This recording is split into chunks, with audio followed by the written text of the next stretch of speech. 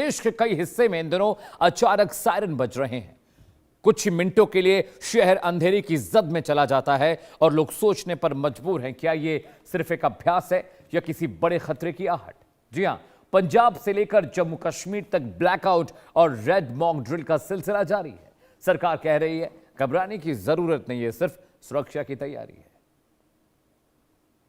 सन्नाटा, टेंशन में पाकिस्तानी आका, सायरन की गूंज, भारत की फुल प्रूफ तैयारी, ब्लैकआउट ड्रिल या अगली चाल, बॉर्डर पर अंधेरा, क्या संकेत, सिंदूर की गूंज फिर सुनाई दे रही है, बचाव के लिए ब्लैकआउट मॉक ड्रिल।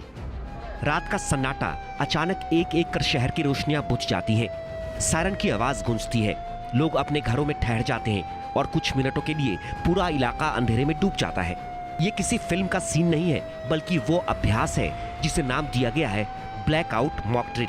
पंजाब और जम्मू कश्मीर के कई हिस्सों में हाल के दिनों में ऐसा ही माहौल देखने को मिला। सरकारी स्तर पर साफ किया गया कि यह कोई इमरजेंसी नहीं बल्कि सुरक्षा अभ्यास है। इस ड्रिल में सबसे पहले बजता है सायरन, फिर धीरे धीरे शहर की रफ्तार थम जाती है, स्ट्रीट लाइट्स बंद, घरों की रोशनी गायब और पूरा इलाका कुछ मिनटों के लिए ब्लैकआउट मोड में चला जाता है। यह सब इसलिए किया जाता है ताकि अगर कभी असली आपात स्थिति जैसे हवाई हमला या आतंकी खतरा हो तो लोग घबराएं नहीं। प्रशासन, पुलिस, फायर ब्रिगेड और मेडिकल टीमें मिलकर यह अभ्यास करती हैं कि कौन कितनी तेजी से प्रतिक्रिया देता है। यह असल में एक रिहर्सल है, जैसे फिल्म से पहले कलाकार प्रैक्टिस करते हैं, लेकिन फर्क सिर्फ इतना है कि यहाँ स्क्रिप्ट नहीं, सुरक्षा की असल जिंदगी चल रही होती है। ड्रिल की शुरुआत सायरन से होगी। सायरन 2-2 मिनट तक बजेगा। यह खतरे का संकेत माना जाएगा। इसके बाद तय किए गए इलाकों में लाइट बंद की जाएगी। पूरा इलाका कुछ समय के लिए ब्लैकआउट में रहेगा। फिर लगातार 2 मिनट हाई पिच सायरन बजेगा। यह ऑल क्लियर यानी खतरा टलने का संकेत होगा। पंजाब के कई शहरों में रात 8 बजे का वक्त अचानक बदल गया। मोहाली में जैसे ही सायरन की आवाज आई, लोग कुछ समझ पाते उससे पहले ही लाइटें बंद हो गईं। कुछ जगहों पर अफरा तफरी दिखी, कुछ जगहों पर लोग छतों से नीचे दिखने लगे। लेकिन कुछ ही मिनटों बाद प्रशासन ने स्थिति स्पष्ट की कि यह केवल मॉक ड्रिल है। लुधियाना, जालंधर, अमृतसर और पठानकोट जैसे शहरों में भी यही अभ्यास दोहराया गया। एनडीआरएफ, एनसीसी कैडेट्स और सिविल डिफेंस टीमों ने रेस्क्यू ऑपरेशन की तैयारी को परखा। फायर ब्रिगेड की गाड़ियों की आवाजें, नकली घायलों को निकालने का अभ्यास और फिर धीरे धीरे यह सब सामान्य। लेकिन इस अभ्यास ने एक सवाल जरूर छोड़ दिया, क्या हम किसी बड़े खतरे के लिए सच में तैयार हैं? एयर रेड वार्निंग सिस्टम के दौरान अलर्टनेस चेक करना, इंडियन एयरफोर्स से हॉटलाइन और रेडियो कम्युनिकेशन जोड़ना, मेन और सहयोगी कंट्रोल रूम की वर्किंग सही हो यह सुनिश्चित करना, हमले की स्थिति में आम लोगों, छात्रों को अपनी रक्षा करना सिखाना, हमले में लोगों को सुरक्षित निकालने का प्लान और एग्जीक्यूशन चेक करना, ब्लैकआउट के दौरान उठाए जाने वाले सभी कदमों का रिव्यू करना, ब्लैकआउट की स्थिति में क्या करना है यह बताना, महत्वपूर्ण संसाधनों और बड़े प्लांट्स को कैसे छिपाना है यह बताना, सिविल डिफेंस सिस्टम एक्टिवेट करना, इमरजेंसी में आम नागरिकों की मदद करने वाली टीम भेजना, फायर फाइटर्स रेस्क्यू ऑपरेशन का मैनेजमेंट करना।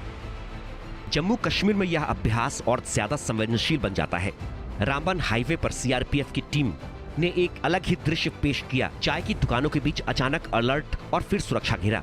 यह वही इलाका है जहां रोजाना सैकड़ों यात्री गुजरते हैं। इसी वजह से इसे हाई सेंसिटिव जोन माना जाता है। किश्तवाड़ में एयर रेड और ब्लैकआउट ड्रिल के दौरान पूरा सिस्टम एक्टिव मोड में आ गया। पुलिस, पैरामिलिट्री, हेल्थ और फायर ब्रिगेड सब एक साथ। लेकिन यहाँ सबसे अहम बात यह थी कि लोगों में डर न फैले, इसलिए पहले से ही जागरूकता अभियान चलाया गया।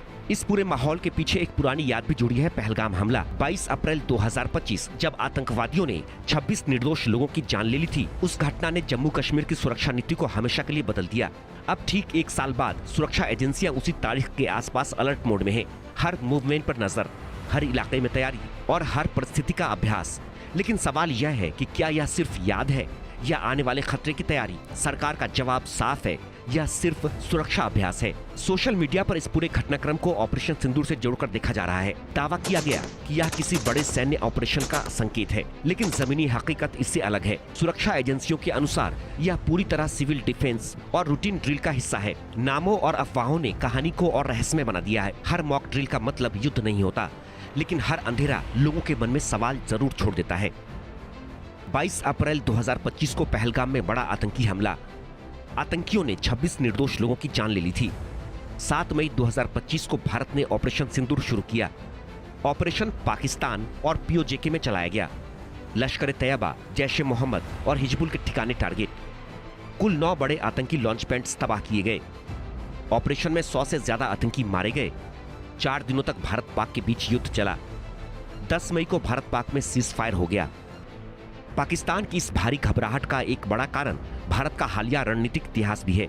पिछले साल 7 मई 2025 को ऑपरेशन सिंदूर लॉन्च करने से ठीक पहले भी भारतीय सेना और प्रशासन ने सीमावर्ती राज्यों में इसी तरह की व्यापक सिविल डिफेंस और एयर रेड मॉक ड्रिल्स को अंजाम दिया था। उस समय भी पंजाब और जम्मू कश्मीर के कई हिस्सों में ब्लैकआउट का अभ्यास किया गया था। अब जब एक बार फिर से बड़े पैमाने पर वही ब्लैकआउट और एयर रेड ड्रिल्स दोहराई जा रही हैं, तो पाकिस्तानी सैन्य प्रतिष्ठान को यह डर है कि यह केवल एक रूटीन अभ्यास नहीं है।